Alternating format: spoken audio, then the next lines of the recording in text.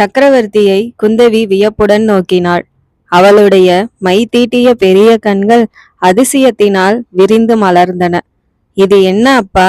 இது கூத்தாடிகள் அல்லவா வேஷம் போட்டுக் கொள்வார்கள்? ராஜாக்களுக்கு எதற்காக வேஷம் போடும் வித்தை தெரிய வேண்டும் என்று கேட்டாள். ஒரு தேசத்தை பரிபாலிப்பவனுக்கு பல கலைகளும் தெரிந்திருக்க வேண்டும் குழந்தாய். முக்கியமாக வேஷம் போட்டுக்கொள்ள தெரிந்திருக்க வேண்டும்.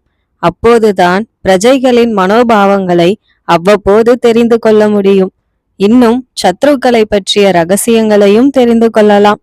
நாட்டில் குற்றங்கள் நடக்காமல் தடுக்கலாம் என்ற சக்கரவர்த்தி சொல்லி வருகையில் குந்தவி குறுக்கிட்டாள். இப்போது எந்த குற்றத்தை தடுப்பதற்காக இந்த வேஷம் போட்டுக் கொண்டீர்கள்?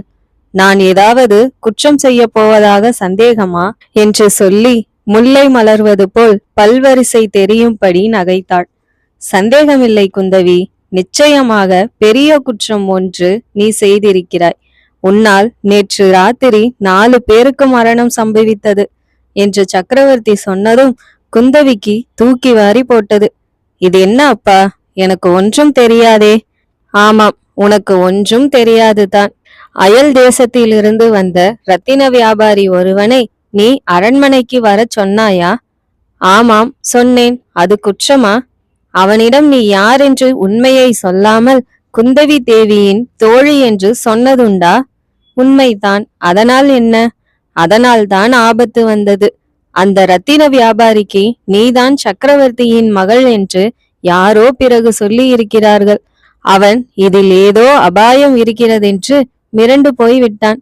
மிரண்டு அன்றிரவே உறையூருக்கு குறுக்கு காட்டு பாதை வழியாக கிளம்பி போனான். உறையூருக்கா என்று குந்தவி கேட்ட குரலில் மிக்க ஆச்சரியம் தொனித்தது. இல்லையப்பா, ரத்தின வியாபாரி காஞ்சிக்கு வராமல் உறையூருக்கு போவானேன் என்று யோசித்தேன். அங்கே அரண்மனையில் கூட ஒருவரும் இல்லையே. அந்த ரத்தின வியாபாரியின் தாயார் உறையூரில் இருக்கிறாளாம். அவளை பார்ப்பதற்காக கிளம்பினானாம். குந்தவி ஏதோ சொல்ல வாயெடுத்தவள் பல்லை கடித்துக்கொண்டு மௌனமானாள். அந்த ரத்தின வியாபாரி உண்மையில் விக்கிரமன் தானோ என்று அவள் மனதில் தோன்றியிருந்த சந்தேகம் ஊர்ஜிதம் ஆயிற்று. அந்த சந்தேகம் தன் தந்தைக்கும் ஒருவேளை தோன்றியிருக்குமோ என்று எண்ணினாள். தான் ஏதாவது பிசகாக பேசி அவருடைய மனதில் சந்தேகத்தை எழுப்பக்கூடாதென்று தீர்மானித்து கொண்டாள். என்ன அம்மா யோசனை செய்கிறாய் என்று சக்கரவர்த்தி கேட்டார். ஒன்றுமில்லை அப்பா, பழைய ஞாபகங்கள் வந்தன.